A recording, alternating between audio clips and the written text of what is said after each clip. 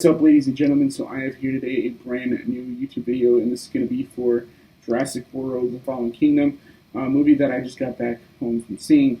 So you guys are wondering, is this movie worth your time? Should you go see it with your family? Should you take your family to this movie? I would say as a decent popcorn flick and as a decent summer box office movie, you should definitely go see it. You should definitely take your family to this movie. Some of them will definitely enjoy it. The Jurassic Park movies have been in my life for years now, and I've pretty much watch the movies nonstop, or at least the original films nonstop. I still watch Jurassic World a lot, but I like it a lot more than Jurassic Park 3, which I thought was just utter garbage. This movie is definitely not garbage. This movie is definitely a movie that is decent and serviceable enough for a Jurassic Park film, which all I really wanted to see was dinosaurs doing stuff, which you definitely get. You don't get enough of it, as most people would probably hope for.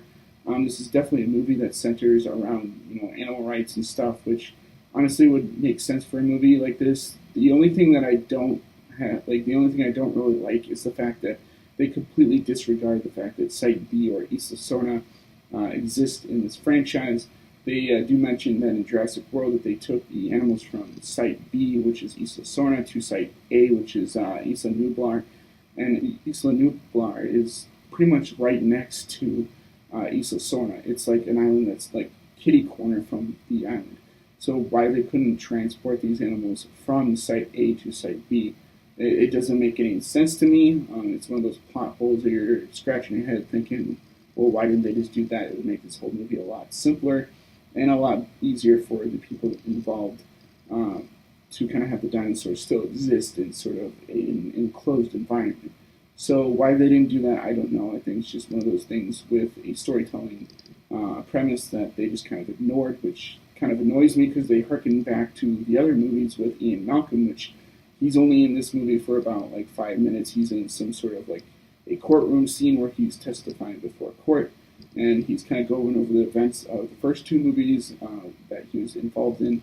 I kind of wish they would have used Jeff Goldblum a little bit more in this movie than they did. I understand that he's getting a little bit older, so he can't really do as much as he could have in the Lost World Jurassic Park, which I do enjoy. Again, I think it's a really enjoyable movie, but people have their gripes with it, which I don't know why they have their gripes with that movie. I think it's a fairly decent film, but people have their taste. So, yeah, other than that, I think it's a really good story. There's some parts in it that kind of drag in the middle, which didn't really bother me because I just kind of left and went and used the bathroom and came back, and I didn't really miss that much, which you shouldn't really be doing that in a Jurassic Park movie. I think with the first one, you can watch that movie over and over and over again, and you can get some more out of it with each and every viewing.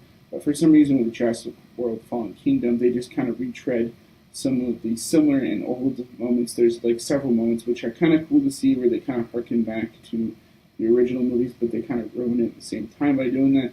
And it's like, if you're going to go do your own route, then you should go do your own route with these films. But, I trust Steven Spielberg and his involvement in these films, that he kind of knows what he's doing. He's trying to set up a third movie, which the ending of this movie is something that I've wanted to see in a Jurassic Park movie for so long now, and that is sort of like a post-apocalyptic Jurassic World movie where the dinosaurs are on the mainland and they're causing havoc, and I think that's what they're kind of alluding to with the events of Jurassic World: Fallen Kingdom.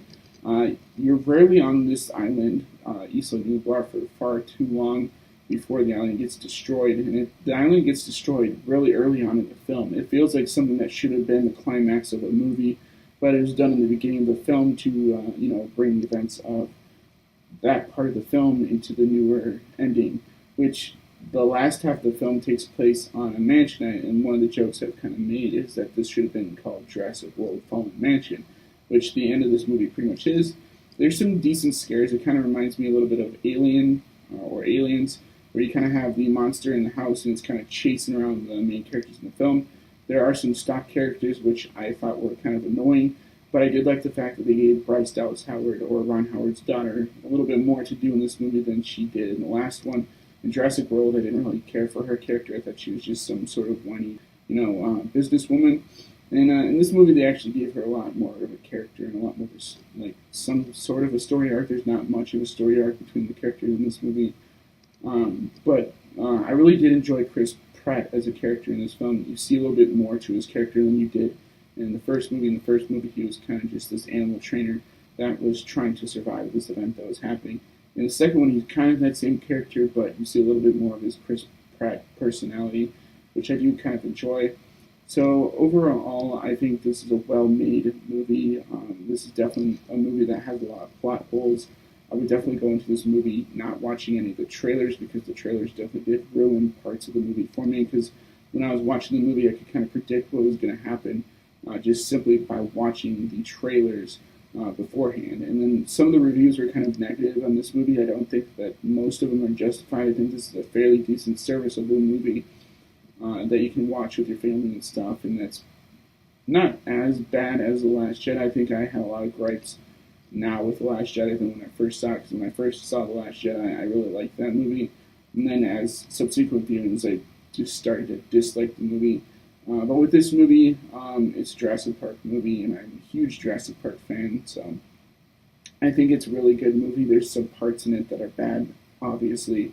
There's some slow moments in it. There's some cheesy, campy parts in it, but overall I enjoyed myself. So, yeah, I really enjoyed this movie. I think that you guys should go see it. And if, as always, guys, if you like what you see here and you want to see more, rate, comment, subscribe. I'll see you guys in the next video. Peace out.